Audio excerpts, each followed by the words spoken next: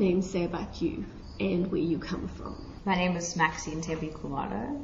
So my first name, my mom just always liked, and she thought it'd be really nice, also because of her grandfather being named Max. She just thought it was a very cool modern name that she enjoyed. And then also my middle name is Tembi, which is named my dad chose after his aunt, who was really influential to him and was one of those people who was the first in her family to get educated. So it was like a real strong female role model for him. So he chose that name because of that. And then my surname is Khumalo, which is obviously my dad's surname. So I've always, it's like represents the clan of Khumalo in my Zulu culture and heritage. When it comes to looking towards the future, you always want to say, oh no, we're all going to be peace and loving and happy and everyone's going to be, in harmony. But it's difficult to say that as well because it doesn't seem to be a tangible idea to be looking at the future of a utopia. But what I think we can definitely see is that we're becoming a society that becomes more and more accepting of other people and other ideas, which is, I think, especially in South Africa, I think certain parts of South Africa are still going to be very difficult to be of a different race or a different gender or doing things that are different. But in metropolitan areas, you can see the idea of being different doesn't completely exclude you from society anymore like it did in the past. So there is some sort of social change that's becoming more and more accepting in society, and I think especially even though we all say urbanization is a bad thing and we need to continue with equality and ideas, I think the more that we share ideas, the more accepting we become as a people, and the more difficult it is for me to say you're bad because of X, because it becomes difficult for us to separate with differences as we start to accept differences as part of how society works. Probably at school. I spend most of my time at school, not just because that's just how society, I think that's just how it works, especially when you're a teenager, so you end up spending most of your time at school. Mm-hmm. So I think then my peers at school helping up with, doing things like being in the backstage crew, or doing things like helping out people who ask for any help with a subject or things like that. So I think, or being a mentor for grade 8. So I think majority of that is because school takes up majority of my time. I think it was a decision that we made with me and my parents made to get jointly, because it's just it focused on the aspects that I cared the most about, obviously academics, as well as interaction, cultural aspects that I'm very good at, and I thought that was really helpful, because most of the other high schools I looked at didn't have as much access, especially to things like Olympiads and quizzes and other things that I really enjoyed that I did in primary school that Jimmy-Girls High School had, and debating had an amazing reputation as well, so that also helped. And I think that it is to an extent disruptive in the classroom to have both genders, especially considering we always no, we need to create a microcosm of society, but teenage hormones are so insane that considering, even if you consider the case of a 20-year-old female who's never had a male best friend, is much less likely to be as nervous and distracted in university than a 14-year-old girl who's raging with hormones who doesn't know how to deal with them. So I think in a way it does help, because it means that you're only really worrying about all the girl drama and not having to inject all the crazy hormones that you're dealing with, as well as trying to focus on your academics. So I think it does really help, considering the delicate balance of hormones that we do, especially as females. I think it helps.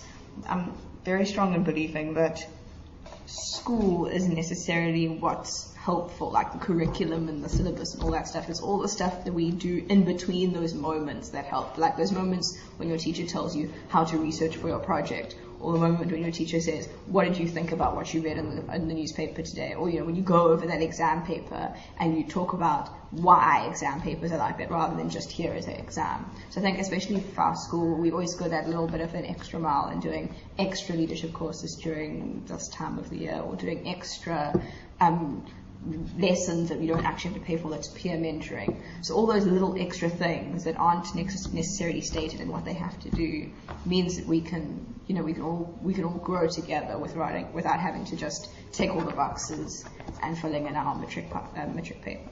The best thing that we do as a school is we celebrate all the different successes. When you watch those American teen things about how nerds are always oppressed in the school system and no one cares about them. As somebody who enjoys academics and understand and wants to focus on that, you get praised just as much as somebody who's good at sport, who is good at some sort of cultural activity. So the idea of getting recognition from your peers is really cool, and the idea of having a camaraderie, I think, is one of those traditions.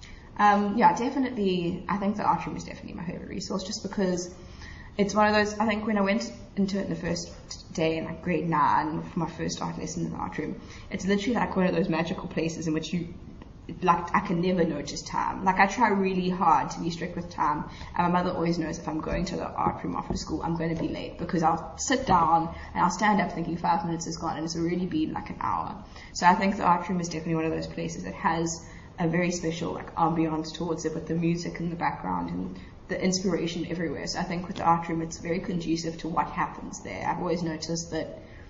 I always say to people when I'm in the art room, I can never get anything done in the art room, but I can always get ideas in the art room. So it's almost like I'll come to the art and I'll come up with a new idea or concept, and then go home and work on it for 4 or 5 hours, then come back to the art room and think of another concept. So I think it's really conducive to artistic process, as well as just calming down after an exam, or like de-stressing with some clay work or something like that. So it's really helpful in going there in my day-to-day life to just keep me zen.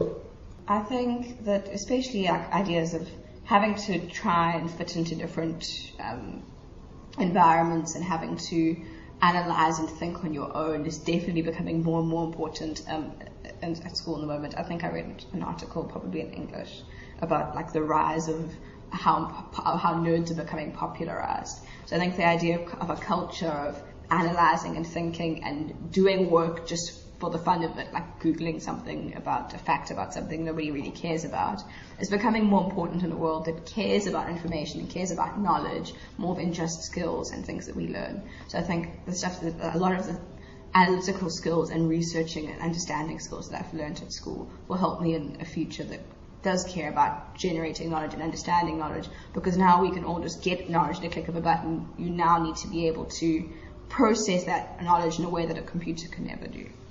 Being a young woman in South Africa, being able to know and analyze in a way that lots of people don't get the opportunity to, does give me a bit of an edge over everybody else, but also means that I have the opportunity to share that with everybody else in society, and hopefully, and it sounds a bit utopian, but make South Africa a little bit better than it was before I did anything.